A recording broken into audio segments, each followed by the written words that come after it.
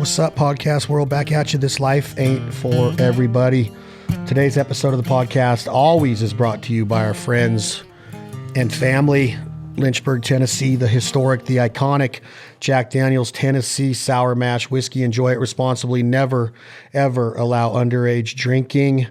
Thank you, Jack Daniels, for everything that you do for us and believing in the culture of the American hunter, fisher, podcaster, work man, work woman. It doesn't matter what you do in life. Jack Daniels supports it. Do it ethically. Do it morally correct.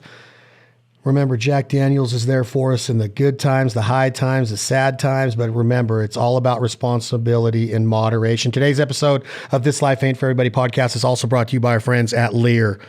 The toppers, the camper shells, you see them everywhere. When you become part of the Leer family, it's amazing. It's almost like being at Sturgis and giving that 2-finger salute because everybody's on a Harley, or you're in some club like a BMW motorcycle club and you just happen to see a total stranger on one. So you wave. I see Leer toppers everywhere now. It's amazing how many Leer toppers are on the road in every different shape, size, configuration that they offer for all different makes and models of trucks. Of course, here at the Foul Life and Banded, we choose Ford Motor Company, absolutely the best trucks in the world. But if you drive another one of those guys' trucks, girls' trucks, look for Leer for safety, security.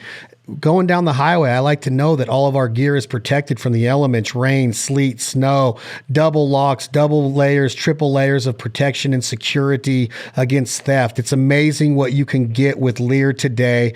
Go and customize your order right now at leertoppers.com and tell them that the Foul Life sent you and today's guest sent you. She's a huge advocate of Leer toppers. She's a huge advocate of the Blue Line. She supports policemen and police women and first responders and firefighters and EMT. And you know what? She's a badass veteran that served for our country. She fought for our freedom. She defended our rights. I don't know if she agrees with a lot of the horse you-know-what that's going on in the world today. I'm going to stop my long-winded intro of the one and only, the great, the beautiful. You guys, I hope that all of you are watching this on YouTube because she is really, really pretty. She always is pretty, but today she looks exceptionally pretty. Kirstie Ennis, how are you, my friend?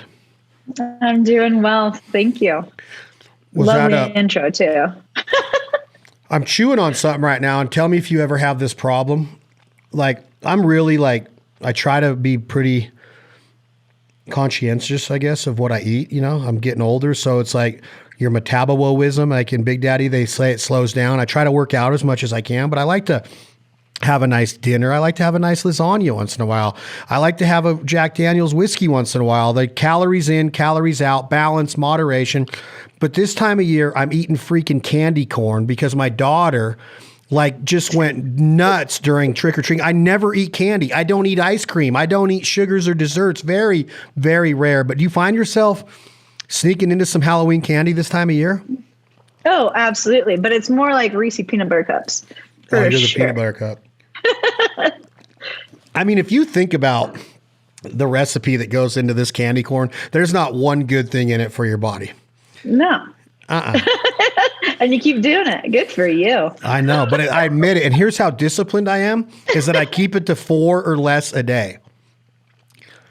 But it's like a 40-pound bag of them, Kirstie, so I don't know how long this is going to last.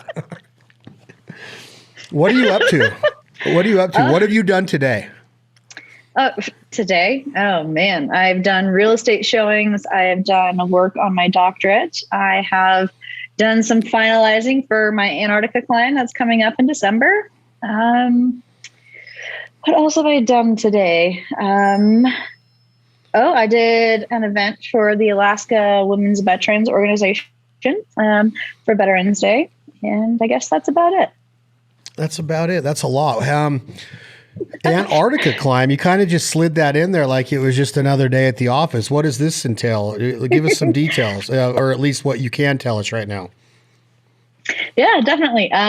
So of course, I mean, as we talked about last time, the 7 summits, I am attempting to be the first woman above knee amputee to ever do the highest peak on each of the 7 continents. And originally I had postponed Antarctica this year because of my Denali expedition that I did back in June.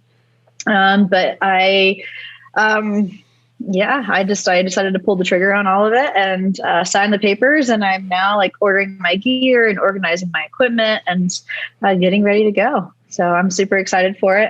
It's a mountain. It's called Mount Vinson, 16,000 feet. And I have every intention, fingers crossed, pray to whoever you pray to. But I plan to snowboard the mountain down and then chase around the South Pole. So about 750 miles of chasing around one of the poles. So when you start talking about preparation and your gear, what do you look for? You want to stay light, but what are some of the must-haves on an expedition like this? Because right now behind me, if I open this door, you would see total freaking chaos. It looks like a bomb went off in a Cabela store, okay? It looks like Max Prairie Wings just got, like somebody went in there on a supermarket sweep and just started throwing shit everywhere. But we're organizing our trailers to go on our next trip. We're headed to Wisconsin. It's kind of like organized chaos, right? Like it looks really bad right now, but I know once we get there and we open the doors of this trailer, I know where every nook, where everything is, every nook and cranny like the back of my hand. What goes on in preparing for something like this? I want to talk about the preparation of your bag, your pack, your gear, and then I want to talk about your mentality and your mental approach to getting ready to climb this freaking huge mountain. Oh, yeah. Well, no, so I'm very fortunate right now because, I've done a bunch of the big mountains. Obviously, Everest packing list. I have Denali's packing list under my belt. And so going to Antarctica, hallelujah, I have everything that I need for the most part. But the biggest things are obviously being able to keep your feet warm, keep your hands warm, and have the best sleeping bag that you possibly could have. So this time around, I have triple layer boots, so 8,000 meter boots, which is kind of unheard of. You don't ever want to have to spend the money on them because they are way too expensive.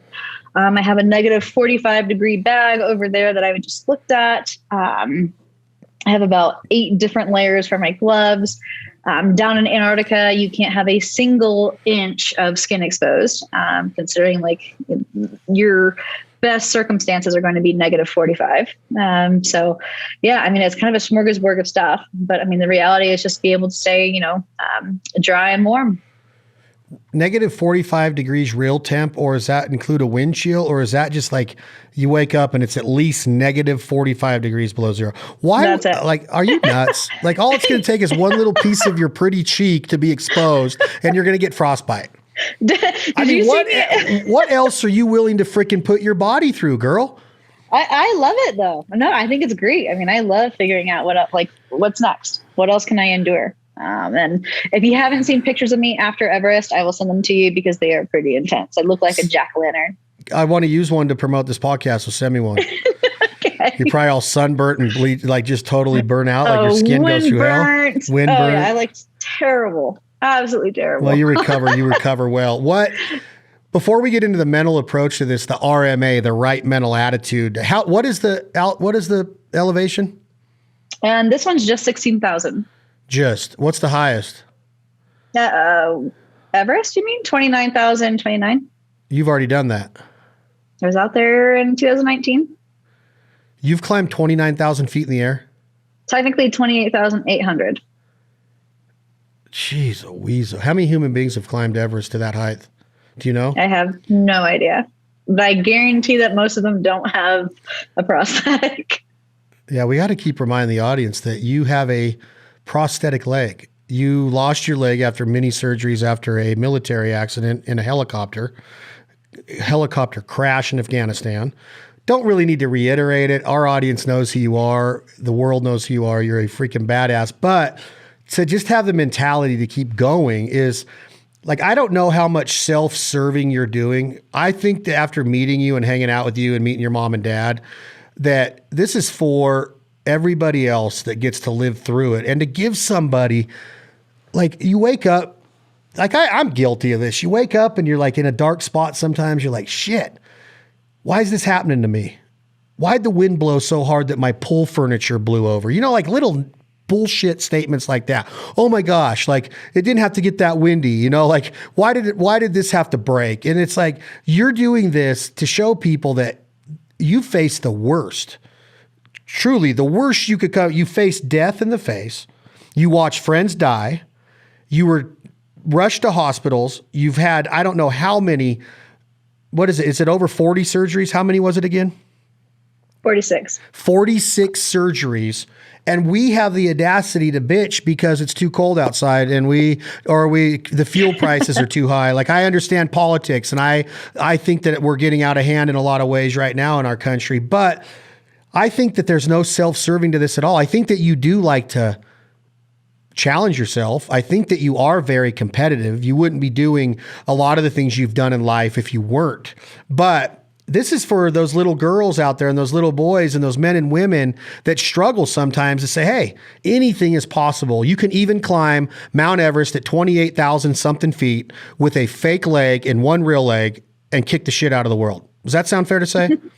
Well, that's absolutely right. And I won't say I absolutely do it to challenge myself. I want to be the best version I possibly can. Like, tomorrow I want to look back and say, you know what? Well, I could do a little bit more, so every single day, sure, my climbs are definitely about me. There's nothing wrong with being able to stand on a summit and plant that flag and be proud of what the hell I did by any means. But the reality of it is I didn't have that role model. Like, that's what I'm doing now is I want to show the world that anything is possible given you're willing to work for it. I didn't have that person to look up to. I don't care if I'm the slowest amputee up that mountain right now or the most differently abled person getting up that mountain. But what matters to me is other people see it and they want to challenge me. Like, do it better than I am. Do it faster than me. Do it stronger than I am. But right now, it's totally about desensitizing what the world is seeing. I feel like everybody else puts these physical limitations on people who are like me, again, whether that's somebody who is, challenged physically, mentally, or emotionally, whatever that looks like. But I want to show the world that, go after it. If you can dream it, you can do it. You got to work for it, but you can do it. So when you say work for it and you know that you're getting ready to do this again, is it pre-COVID was your last climb? No, I summited Denali in June of 2021. Well, yeah. It's technically pre-COVID outside of Denali. Yeah, so Denali was your one this year, though. Mm-hmm. So it's been July, August, September, October. I'm not really good at math, but it's been four and a half months, somewhere in there. Did you work out every day since then? Because you got to be in some kind of, you have to be in some kind of good physical shape to climb this 16,000 foot mountain with one prosthetic leg. You have to have core. Your ass has to be in shape. You have to have a strong gluteus maximus. You have to have strong quads in your leg. That's both of your legs. You have both your quads still. Your amputee, your leg was removed from right above the knee, correct? Yeah, well, a few inches. So I lost 4 inches of my femur too. So you lost 4 inches of your femur. So does your quad and the amputee leg still work? Okay, so you Absolutely have no not. muscle control at all. So you're walking on one leg. Okay, that makes this even more like holy shit kind of feeling, right? So are you doing abs every day? Do you have to do squats every day? What do you do? I want to get back in. We're going to visit the trip down there. I want to know how you get to Antarctica. Like, are you ready for this flight? Like, you're going to be doing some cool shit. And then I want to go over your mental attitude after we talk about your physical training. Do you spend 5 hours a day in the gym to get ready for something like this? No, not in the gym, not necessarily. I spend probably about an hour and a half doing strength and conditioning and interval training, but then the rest is just all outside, putting a pack on and walking, basically. Especially for Mount Vincent, it's just a long slog. I mean, there's nothing super technical. It's just that you are going to freeze. You're going to be miserable for 2-3 weeks. Then you just have to have the grit and the will to not stop, So mountaineering, you just have to be strong and stupid. That's it. You have to forget how bad it sucked the day before, and then just be able to have the mental toughness to tell your body to keep going. So for me in the gym, for any mountain that I'm climbing, it's literally thousands of right leg lunges and then thousands of tricep dips the entire way up. So if nobody has ever seen me move on a mountain, I have to use these kind of wonky looking forearm crutches that are made out of carbon fiber. They're lightweight, but they give me the stability and the ability to be able to actually move at the same pace that the rest of my team's going to move. So a lot of it's just time in the saddle, being out in the mountains, being out in the outdoors, and being able to listen to your body, being able to tell yourself, that you can, stop focusing on what you don't have. You can keep going. So in most cases, I feel like, people who suffer from altitude sickness, say anybody can't get over 14,000 feet, wouldn't be able to summit Mount Vincent in Antarctica. A lot of that's just up here. you have to be able to talk to yourself.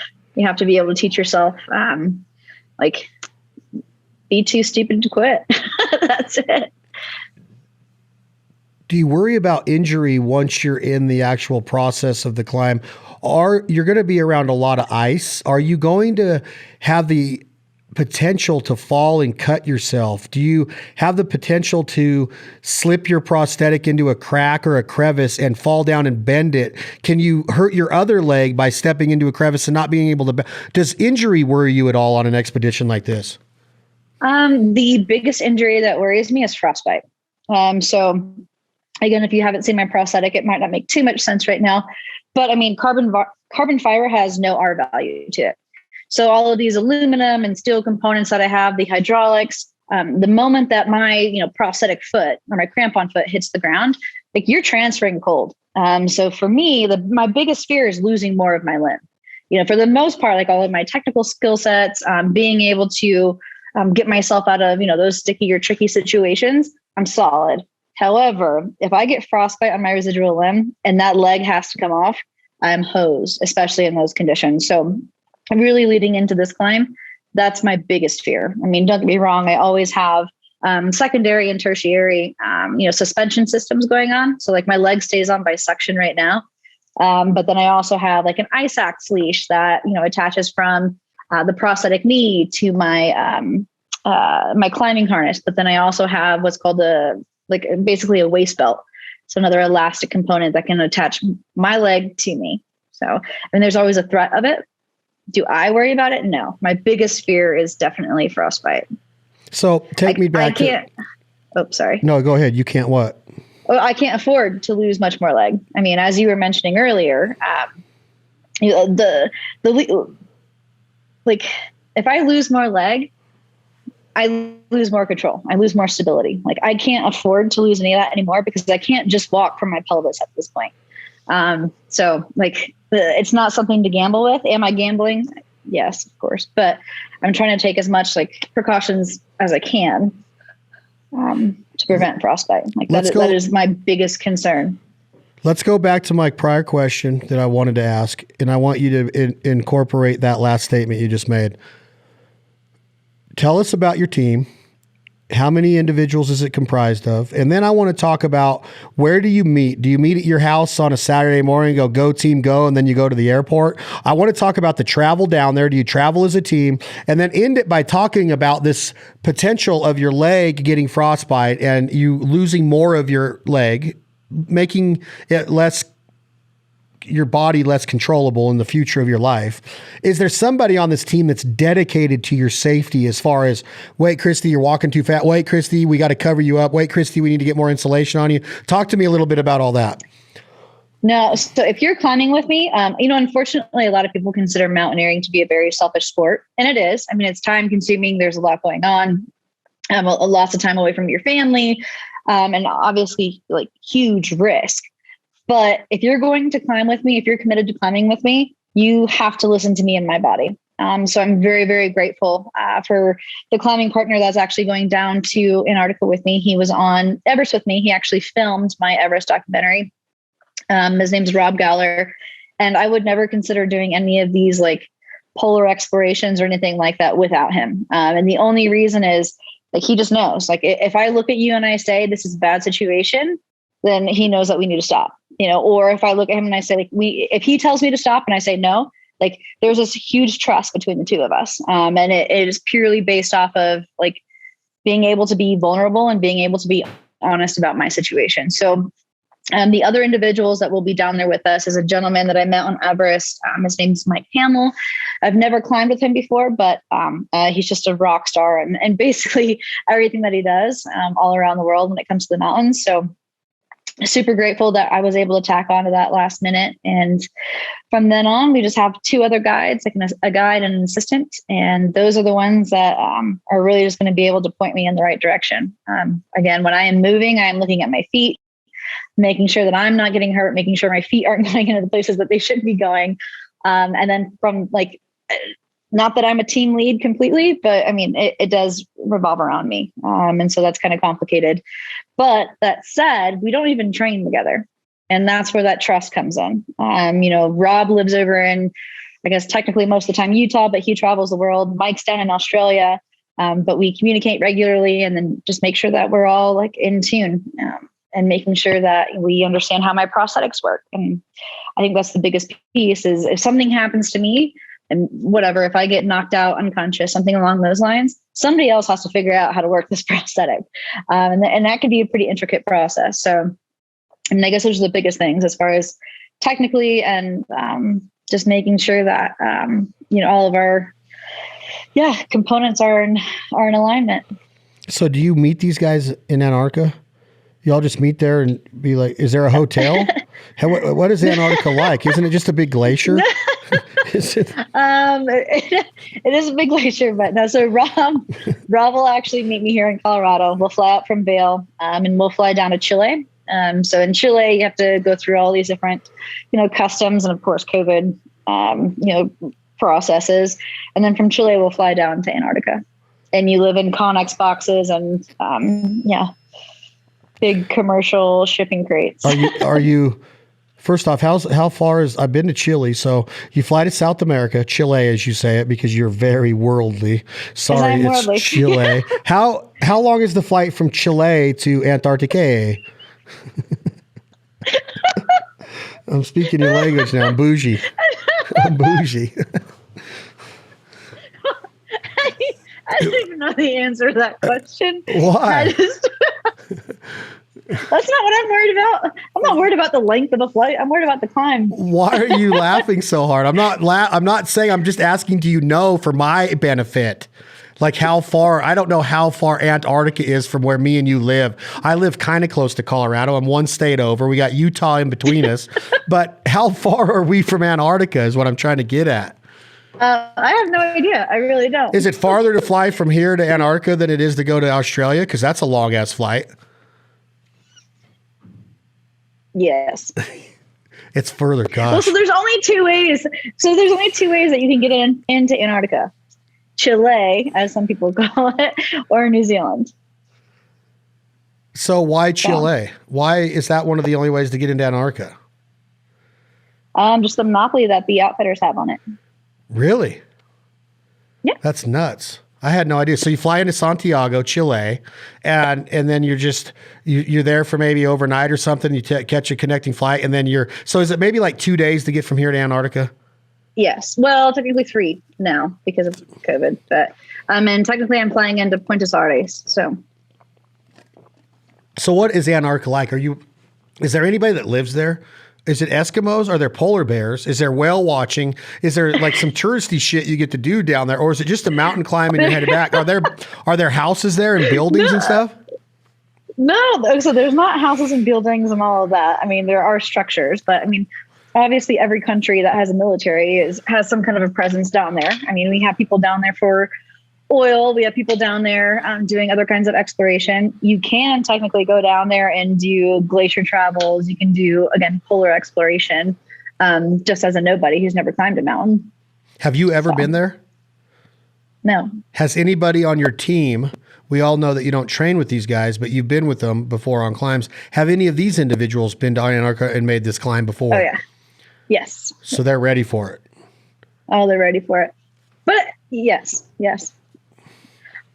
I feel like you're stressing out more about it than I am. I'm never going to stress out. You give me all the comments in the world. I'm just trying to learn like where you're going to be. Like if I need to come and save you, like if I need to fly in there on my freaking, some kind of plane, I need to know where you're at. You're going to have to drop me a pin. Well, no, you can track me. I always have my Garmin inReach on. You can follow me around the world. When you part of my last questioning too is your mental approach to this.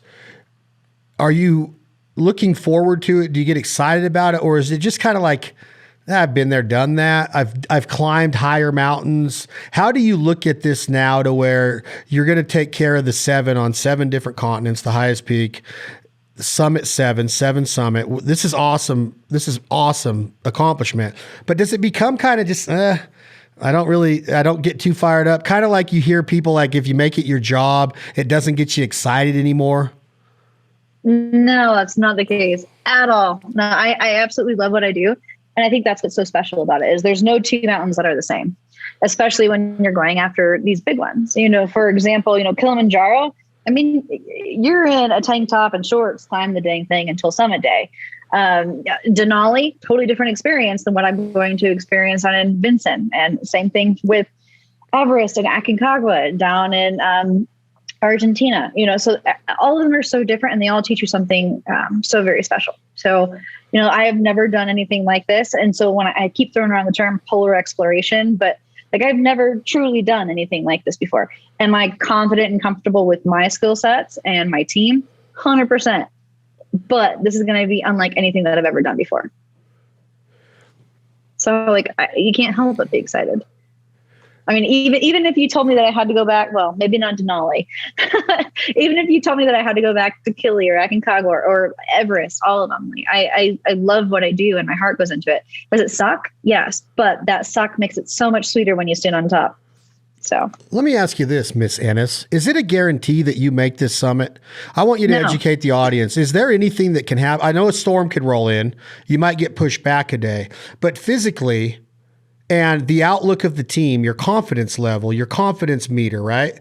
Like, is there anything that can stop you from doing this? Is this a guarantee that you're going to climb this summit? No. And that's what I always say too. Like to be a great mountaineer, to be a smart mountaineer, you have to know when to turn around. And, I've had to turn around multiple times for reasons that they were totally unpredictable. Sometimes things that didn't even have anything to do with me. Whether that was out in Ecuador, I had to turn around in Denali back in 2018. There's a number of different things that can happen, altitude sickness, any kind of cold injury. And we're not just talking, frostbite, but as to your point, anybody can break a limb, anybody can have wind nip, any of that sort of thing. And because I'm climbing with the team, like that, even though I say everybody has to listen to me, like I turned around on Everest, my climbing partners ran out of oxygen. So I turned around. I'm not going to let my team go down, right, by themselves. I'm going to go down with them. So I think the biggest variable is totally the group dynamic. We have to love each other. We have to trust each other to get through this no matter what. Out there, you don't have the resources that you have on Everest. On Everest, there's still a helicopter flying in from time to time. There's tons of different outlets and people that you can get involved. Down there, that's not the case. Do you kind of think that is this kind of an out of touch accomplishment for most human beings? Be honest. Like, you're talking to a man right now that is very competitive with himself, love setting goals and reaching goals, but never in my life have I said, I'm going to climb the highest mountain on every continent in the world. Okay. I understand that we might not be able to climb the highest mountain on every continent in the world. Okay. But if you apply it to life, you're probably teaching a lesson or teaching a value here that nothing is impossible. Nothing is too high. And I get that part of it. But what about the people that want to duck hunt and they follow the foul life? Well, they could probably go duck hunt if they want. Go find some ducks, go find a gun, go find a duck call, a dog, a boat maybe, and you go do it. But how hard is it to follow in the footsteps of Kirstie Ennis? Do you expect this out of any followers, or are you mainly looking at this as the mentality of hey, you can do anything that you set your mind to kind of ordeal? Well, I guess that's a split thing. There's totally a ton of symbolism in it. I don't expect everybody to want to suffer and climb mountains because it sucks. It really Why sucks, does it suck? Why does it hurt your leg? Does it hurt your leg? There's so much pain in it. You destroy your body. At altitude, you don't want to drink water. You don't want to eat food. Your muscles eat themselves basically to stay alive. You run the risk of putting holes in your lungs, holes in your brain. It's not something that I expect. Can you hear yourself talking? Yeah. What you've been in a helicopter crash and lost a leg, and your body was riddled with pain and injury. You've had 46 surgeries, and now you're sitting here telling me all this list of what can go wrong, and you're like, hell yeah, I can't wait to go. Nobody thinks like that. Well, why would I not do what makes me feel alive? So I'm the kind of person where I like that. Yeah, I like having to problem solve. I like having to work through things. I like being able to to feel the things that I can't feel, on my day to day. So I don't know. But then again, it also teaches me what I'm capable of. It teaches me how stubborn I can be. It teaches me that I can have a confidence that I can go forth and do absolutely whatever the hell it is that I want to. I've been through the worst of it at this point. So what's going to stop me now? Maybe the list that you just named off and wanting to live until you're 70, 75. Die living, my friend. Die living, my friend. Aren't you supposed to live until you die? Or you got to live like you were dying. I don't remember the song. No, I don't know. I mean, I support anybody that has a dream and get after it. I mean, don't be afraid of failure. I try and try again. If your heart's in it, then keep getting after it. I want to ask you this in all seriousness. After you complete that 7th summit, besides an elk hunt here and there or a sheep hunt, do you think you'll ever climb a freaking mountain again? I guess Absolutely. That was really. Yes. What? I've already been eyeing the 7 volcanoes. And there's mountains all around the world. There's actually one in Nepal that I really want to get on called Ama de Blanc. Oh yeah, check that one out. Wait, say that again. I like the way you say that. Ama de Blanc. Ama de Blanc. Ama de Blanc. Ama de Blanc. I need to learn how to talk Annisese. Ama de Blanc. So now you're going to talk about climbing volcanoes. Live volcanoes? Yeah. Live? Tallest volcanoes. Wow. Some are going to be live. Yeah.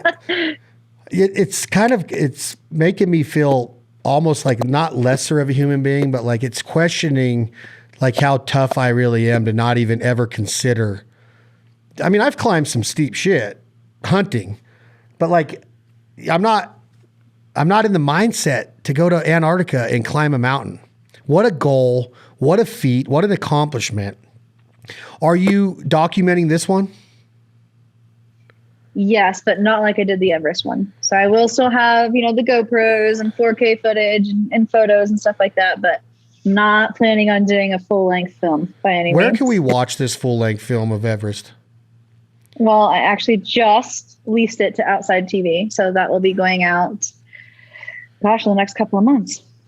Is this a cable network or is it a streaming platform? All of them, yeah. So there's cable. You can stream it online. But yeah, Outside TV. Are you 100% ready to become you have a presence, you have a following, but I told you this in Sturgis, and we're going to talk about Sturgis and Jack Daniels and that experience in a minute, but are you ready for more fame? Because I have a feeling that something really, after meeting you, I was like, and even Kevin, the barrel man, he's like, oh, that girl's a star. Like, she is a star. And like, you give that aura off when you're around you because you just have it. Like, some people have it, some people don't. Are you mentally prepared for what could potentially be happening in your life now? Even though you weren't looking for this, you're not looking for stardom or celebrity. Do you have that mindset that you can get all done up and go out and become a celebrity and be the Kirstie Ennis? Because it's going to get bigger than it is right now. No, you should go back on YouTube and watch me on the red carpet in the past. It's probably the most awkward thing you've ever seen. But no, I would like to take it back for the home team. I would love to have a presence and to be able to influence more and more people, but I want to do it for the right reasons. I don't want to do it for money or glam or any of that. Or what about for Instagram likes? No. I know how you feel about that. No, yeah. No, I'm sitting here in a Patagonia, sun shirt and all of my clothes from rafting. And no, I guess I haven't really wrapped my head around that side of it, but I really would. I would like to be able to have a presence for the real people of the world. And I think I told you in the past too, I told myself going into all of this, the moment that I stop being humble and the moment that, I'm not doing it for the right reasons and it's over. I'll throw in the towel. You're going to be rewarded because you do it for the right reasons. And there's going to be a major motion picture.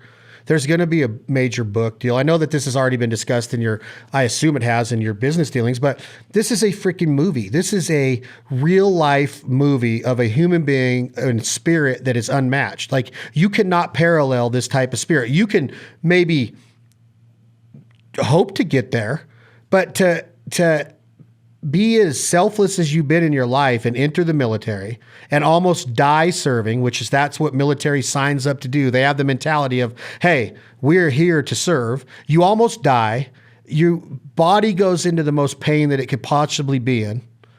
46 surgeries, amputee above the knee. You take on this career of extreme sports and skiing and snowboarding and snowmobiling and backcountry hiking. And then you say, I'm going to climb the highest peak on all 7 continents. Like, this is a movie. This is not normal. I hope that you understand that there's a lot of people that are good at what they do in this world. I'm not saying they're not, but this lifestyle, this mentality, this spirit is unparalleled. You cannot make this shit up. You have to have it done the right way. Okay. They've made movies about great warriors like Chris Kyle. Okay. They've made a lot of movies about military. Do I agree with all of them? Do I agree why they're done? Not necessarily, but this is a story where it's not you exploiting the military and saying, oh, this is what happened and this is the crash that happened. This is about the spirit of life.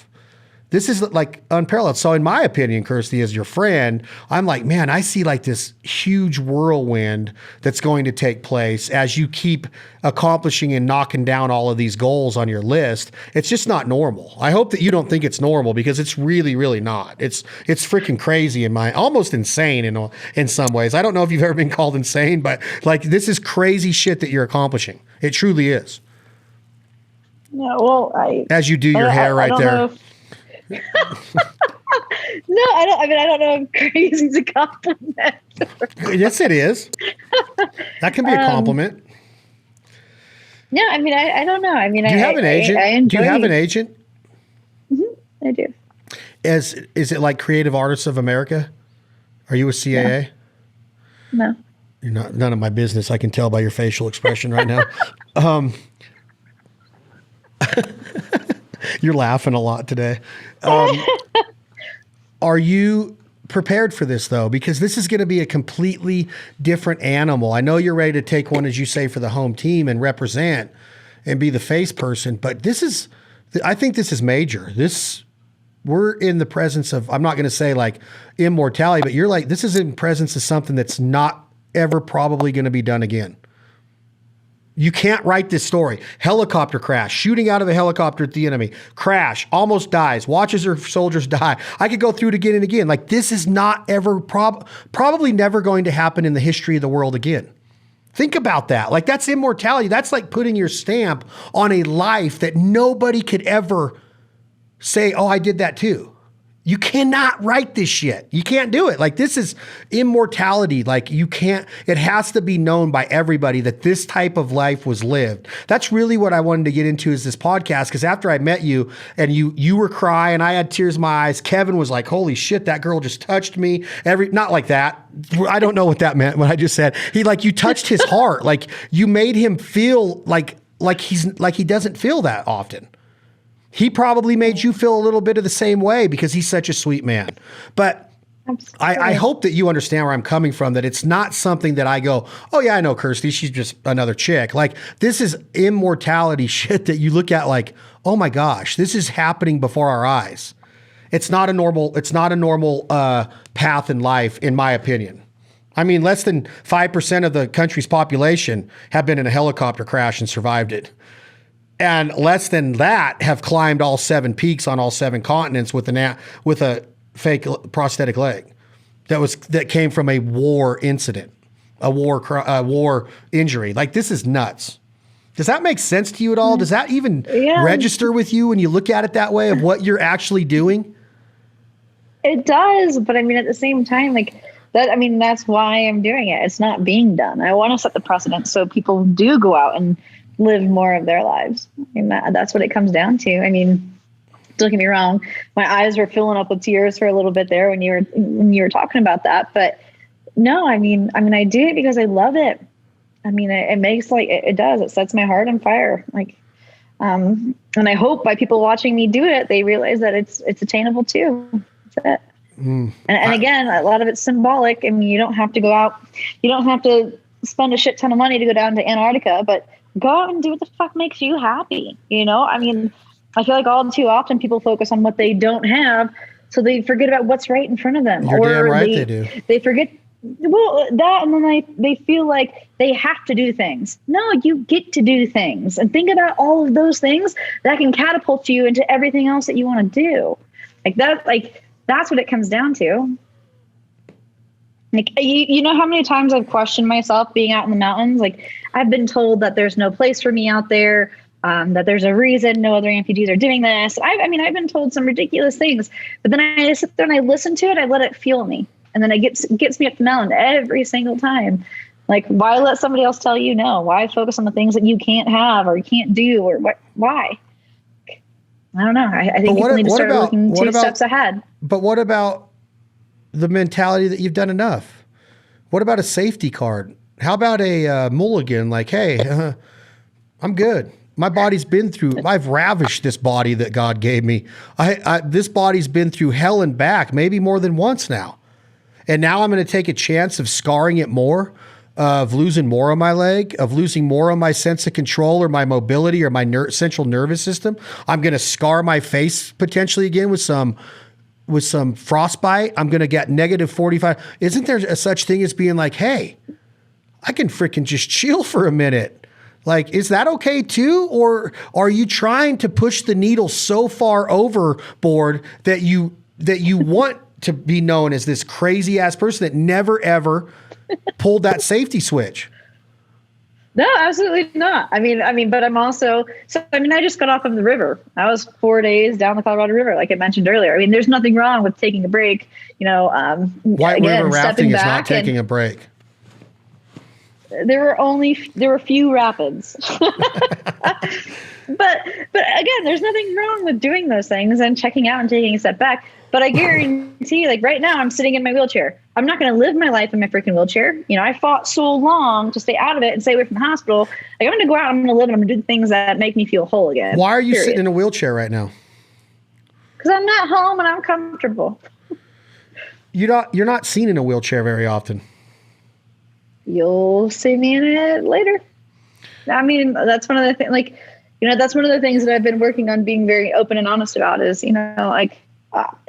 I'll tell you whatever you want to know. It's not easy. It's not pain-free. Hell no, it's not. Like, I can't imagine. Like, it makes me just be like, how blessed are we? Like, there's no reason to ever bitch when you look at a life like that, or the kids in St. Jude's that I've visited multiple times and seen what they're going through and what the parents are going through. Like, there's a lot of adversity in life. Life is a mother effer, man.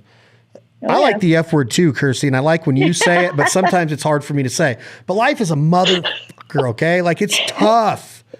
Life can kick your ass, and at the same time, it's so precious. You watch the innocence of a 10-year-old, like I was with my daughter today and yesterday, and like, why can't that just be it? Like when you have a puppy and you're like, why can't you just stay this size? Like everything changes, right? Well, the innocence of a kid, wouldn't it be something if life was that innocent? It's not. It changes drastically. It's not a secret. It should be known by everybody that this life will chew you up and spit you out like it did you. And you didn't let it. You just kept kicking its ass back.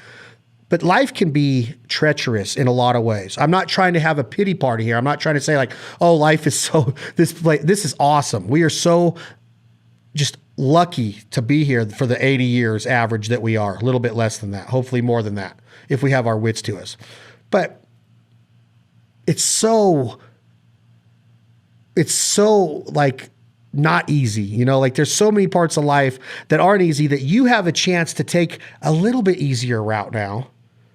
And you're like, nah, I'm good. I'm going to go and just put my body through hell again. Not just put it through hell pain-wise, but put it in a state to where it could be injured for good if something went wrong. Now, I'm not trying to scare you because nothing scares you. I get that. I'm not saying nothing scares you. I'm not going to scare you. But I'm just simply looking at it like, holy shit, like that is not the road that most human beings take, of just keep pushing that limit. And it could end it for good. It could. Like, would you ever get in one of these freaking stupid ass wingsuits and jump off a cliff and fly and then try to make it through a little crevice this big? I mean, is that just like, that's not smart, right? That's just, it's not if you're going to die. It's not when you're going to die or if you're going to die, it's when, right? Like, you're going to get splattered one day. Yeah. Well, so I had this great idea. So after the helicopter crash, got home stateside. Gosh, I was in one of the Carolinas and, I was having a hell of a time flying, getting back on a plane or helicopter or anything. And I had this brilliant idea that I was going to go out and skydive. Probably the worst idea that I've ever had. I will never go skydiving again. I have limitations. I mean, if it doesn't make me happy, I'm not going to do it. So no, you'll never skydive again. No.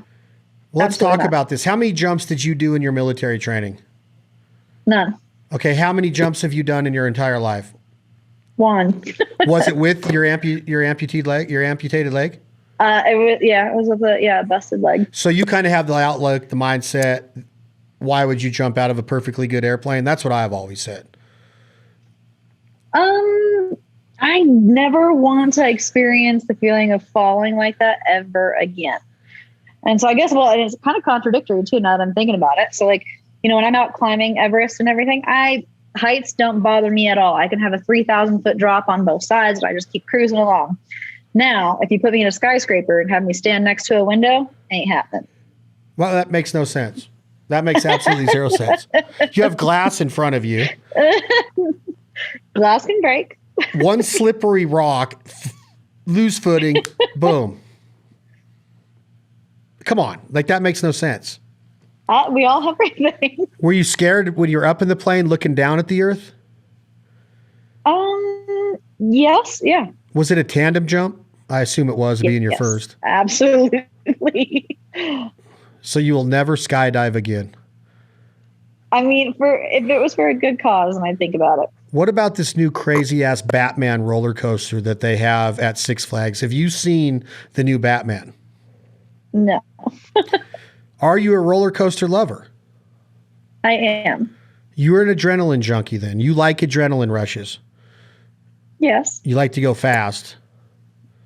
Yes, just not out of a plane. Just not out of a plane. That wigs me out too. Now, does turbulence scare you at all? Let's talk about turbulence and military and all the long ass plane rides you've been on. Have you experienced like shaky ass turbulence to where it's not just like, hey, flight attendants, take your seats. This is kind of like the upper compartments are flying open and shit's bouncing and all the thing. Like, I've been in one incident, but I've read and heard of other ones. Have you experienced this? I have. And maybe it's because I have a dark sense of humor, but when everybody else is freaking out, I just maybe not jokingly, I probably believe it, but I just always say lightning doesn't strike twice. And I just hang on. Keep reading my book. Do you put your hands in the air like a roller coaster? That's what I do. Yeah. Piss everybody off. Wait, so are these commercial flights that you've experienced this terrible turbulence on? Commercial and military, I guess, technically. You've had some bad military ones? Yes. Like flying over the ocean? Flying into Afghanistan. It was what, lightning and thunderstorms, or what was it? Was it just turbulence because of the wind and the mountains? Turbulence. Mm-hmm. Yep, it's turbulence. Do you hear the pilot saying anything? Is it kind of more personal to where they're yelling back at you all to sit down? There's no flight attendants on these planes. So how does that work? Are you strapped in the entire flight? Or are you up playing poker with your friends and then all of a sudden you're like, oh shit. Oh, no, yeah. No, you don't know what's going on until one of the gunners starts running around telling you to sit your ass down and buckle in. But you're buckled in most of the time. So the gunner... You just don't know what's going on. Turbulence is weird. Like, it shouldn't scare you because, like, that's one thing that probably can't take down a plane, they say, scientifically or mechanically. Like, it's going to be engine failure. It's going to be something that happens. But turbulence is a wacky deal, man. It's like you don't have any control. You know you're going close to 500, 600 miles an hour. Let's say you're going with you're going with the wind. So let's say you're flying west to east, okay? Is that correct? West to east? Yeah, west to east is considered with the jet stream or against it. Yeah, west to east is with the jet stream. When you fly back east to west, I think you're flying against the jet stream. I want to make sure of that. But you're up 35, 36, 39,000 feet in the air, and you're not supposed to feel bumps that high. That's why you get up that high, right? So that mixed with all the communication of the plane and the air traffic control, you would think you would never experience it. So when you do get it, you're just like, oh shit, I'm not prepared for that. I'm used to it on takeoffs, and maybe coming down into Reno or Vegas is one of those airports. Phoenix is one of those airports that gets really shitty on landings, right? But I don't know how we got on Turbulence, but it's one of those things that makes me go, oh damn, man, I don't want this anymore. I hope it stops as soon as possible. But there's also one of those things, it's out of your control. I mean, what are you going to do about it? You're going to stress yourself out over it? What good is it going to do? Well, that's a great way to look at it. Like, hey, if I want to go to Cancun and vacation, I'm going to have to be on a plane, right? So either way, I got to take it. I'm going to shake up there a little bit. It doesn't stop the fact that you're 30,000 feet in the air and you might not be in 5 minutes because it's shaking so freaking bad. The wing's going to fall off. That's what I'm talking about. Like, what if? Like, those are the things that goes through your head. I know I can't control it. Once you strap in and they take off, you're like at their mercy. And they're so highly trained. A lot of them are ex-military pilots that have encountered this. They're always keeping up on their maintenance and their training programs and protocol. I get that. But still, you can't help but be like, don't look at me like I'm a pansy, Kirstie Ennis. I can tell what you're getting ready to say. No, if I did that every single day of my life, like, what if? Well, and maybe that's what makes me weird or crazy, like you said. Like, but why would I do that to myself? Why would I talk myself out of doing everything that I'm passionate about? Why? Like, no, you can't think of it like that. I mean, you can definitely be proactive, and again, you can like take the precautions that you can to mitigate any kind of risk that's going into it.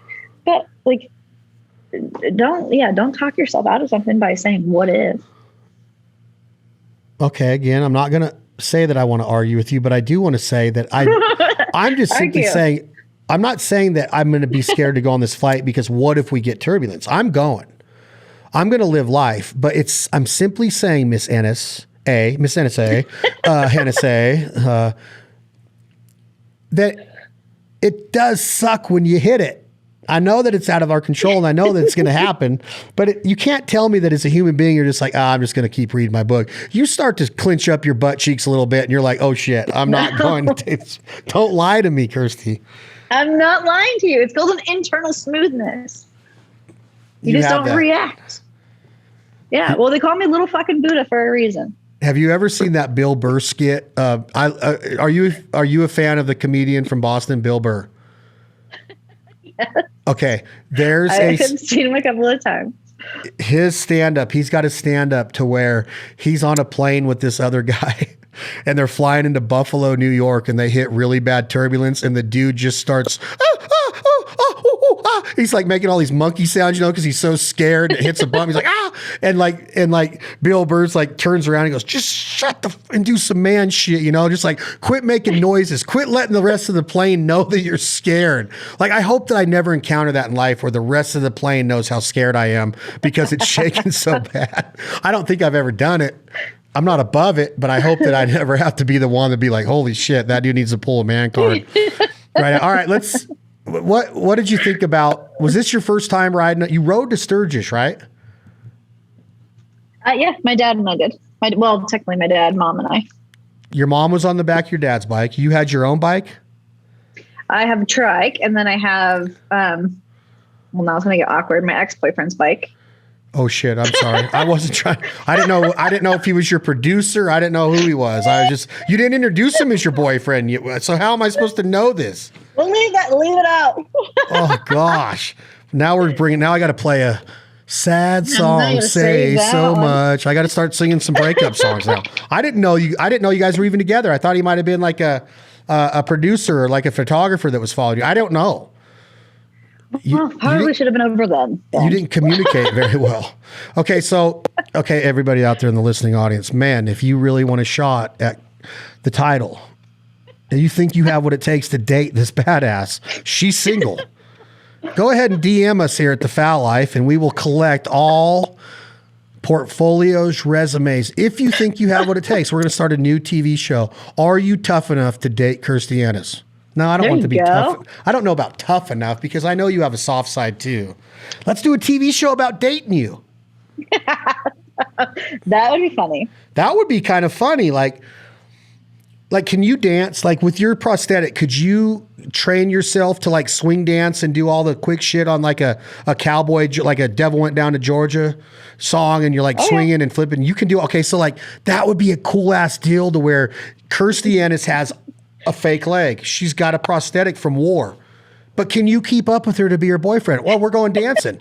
Oh, really? Well, then we're going to go play hopscotch. We're going to go play hopscotch, and we're going to do all this shit. And if this dude can't keep up with you, or this team of people, they don't get the rose, but instead of a rose, you're going to hand them something way cooler than that Bachelor show or whatever it's called. Should we try this? I'm down. We're going to have to vet a bunch of dudes out, but are you tough enough to date Kirstie Ennis? I don't even know where that came from, but I'm sorry that you broke up. Are you okay? Are you recovered? I'm recovered. Did you stay friends? Well, something like that. It's hard, huh? Being friends with exes is hard. Okay, so did you enjoy Sturgis, or was it kind of like, or was it like, man, this is really badass? No, I loved it. I mean, I already bought tickets to go next year. My mom wanted to see Snoop Dogg this year instead of Kid Rock VIP, so had to get that already. So Kid Rock show was amazing. Kid Rock at the Buffalo Chip was amazing. You and I were both there. We didn't get to hang out because you were just VIP and I was nosebleeds. I wasn't in the nosebleeds. Jack Daniels had us in a great spot, but I didn't get to see you that night. We did end up hanging out a couple days later. You come to the Jack Daniels booth. You got to meet Kevin the Barrel Man, Tommy Miller, Possum. You got to meet Glenn. You got to meet Sis, my little girl Sis was in the booth. Everybody thought you were great. What was that experience like for you? It was kind of like a cool little heartfelt homecoming, wasn't it? It felt like you were coming home to your family almost. Like it's like you knew them all already.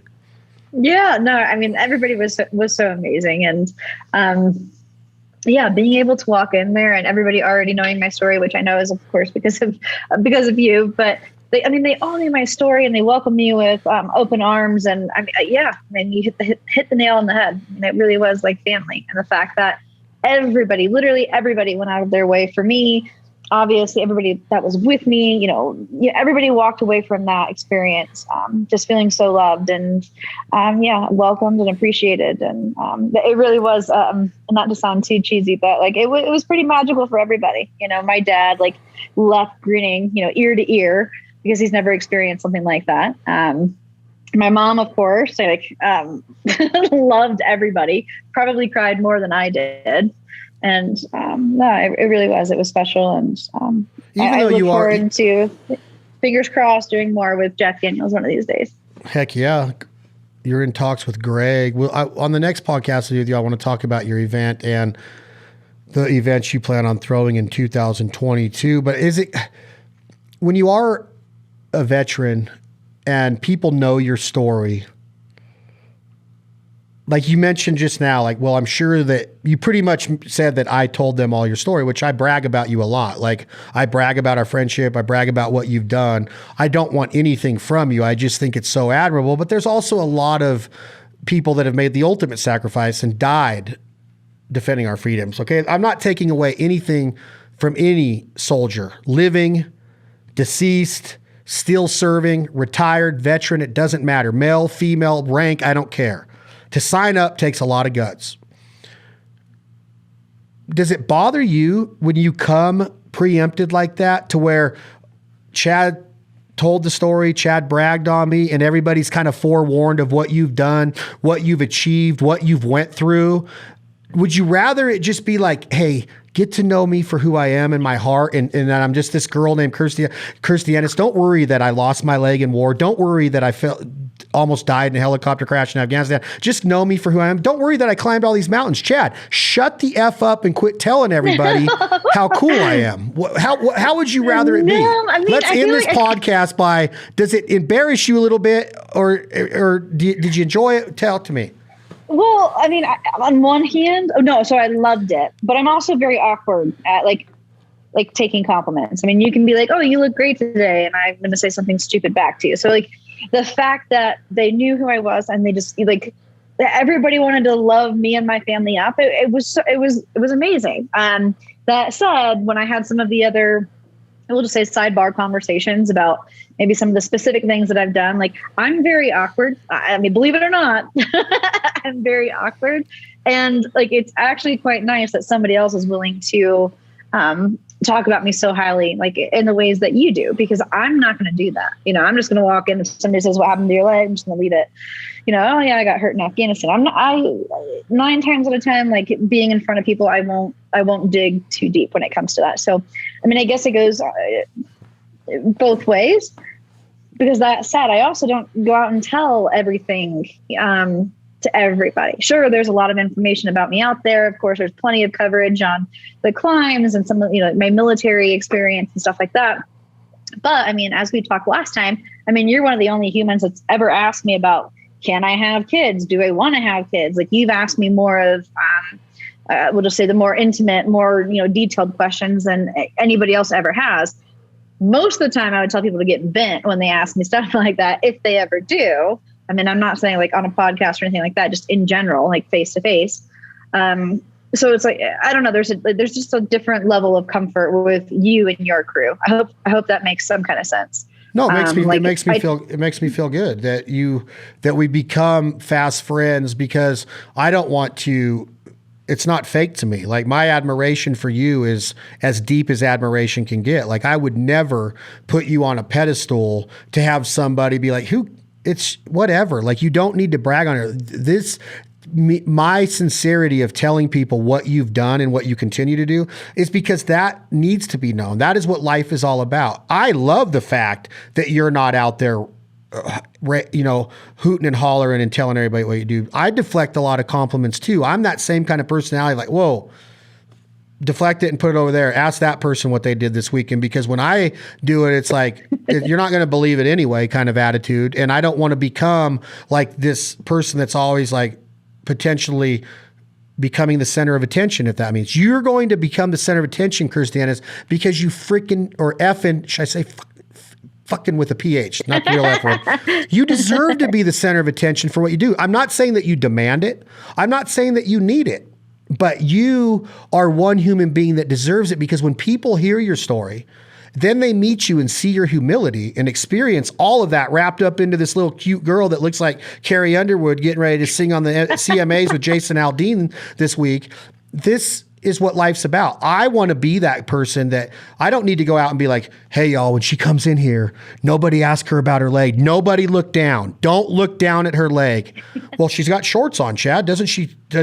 I don't give a shit. Don't look down at her leg. Don't make her feel uncomfortable. I want you to feel so comfortable around these people that it's like, this is a badass human being. And there's no question asked. Like, they already know. So that's kind of where I come from in bragging on you. I don't make shit up. I don't be like, dude, she was flying this freaking spaceship and like, it was fun. Like, I tell the truth about what happened. And I want people to know your story. I want people to understand that life is happening out there outside of our little box that we put ourselves in. There's so much shit going on. Okay. There's so much life being lived. It's crazy. If you start to think what goes on around this world that we have no idea. What's going on in Dubai right now? What happened in Kansas today? Did you get up at 4 a.m. and start a combine and go out and cut the soybeans? Hell no. Did I? No, but it's happening. It's happening. Yeah. That's what's so cool about life, is that it's just story after story. And your story is going to become a major motion picture. It's got to. It's freaking amazing. Like, I wonder if Carrie Underwood would play you in the movie. Oh, look at this. Yes. Look at this. Carrie Underwood freaking playing Kirstie Ennis in the Kirstie Ennis story. I think it should. There was a movie with Sylvester Stallone called Cliffhanger. This has got to be called something about the mountains. I'll come up with a name and I'll text you and drop some stuff. I'm going to write the screenplay for it. I want to do the soundtrack for it. And then we'll figure out how to get Francis Ford Coppola to produce it. That's perfect. Direct it, not produce it. Direct it. That's Kirstie Ennis. We're going to be back with her with part 3. I love bragging on you, girl. You are a freaking one-of-a-kind human being. I want the whole world to know who this young lady is, because she's truly special. Like, I can't wait for my daughter to meet you. Like, one day I can't wait for Alyssa to run up to you and be like, oh my God, like this is awesome. She's not going to be starstruck. She's going to be admirable. She's going to be honored to meet you, and you're going to be honored to meet her, because that's how you treat everybody in your life, Kirstie. That's why you're such an American badass. We will be back with part 3 of the Kirstie Ennis story. As I write this screenplay, I'm going to have to come up with characters. I'm going to have to bounce a lot of questions off of you, Kirstie. Keep your phone on when you're in Antarctica. I want you to have a headset on when you're climbing the freaking mountain. I want you talking to me the whole time. I want to know what your heart rate is. I want to know that you're safe at all times. Thank you all for listening to the podcast. This Life Ain't for Everybody. Today's episode again was brought to you by friends Jack Daniels, Tennessee Sour Mash Whiskey. Enjoy it responsibly. Never allow underage drinking. And thank you, Leer, Leer, the best there is. There's not even a second choice when it comes to your truck, camper shell, your topper, everything. They're folding toppers, their shells, everything that Leer built. The Leer locker in mine with all of my guns in it, when I slide it down over my tailgate, people are like, wow, that was magic, because it is. Check them out, Leer. Look for them on Instagram, Facebook, and their website. Order yours today for your brand new rig. If you're like Kirstie and I, we drive Fords. I just made that up. I drive a Ford. I don't know if you do. Do you?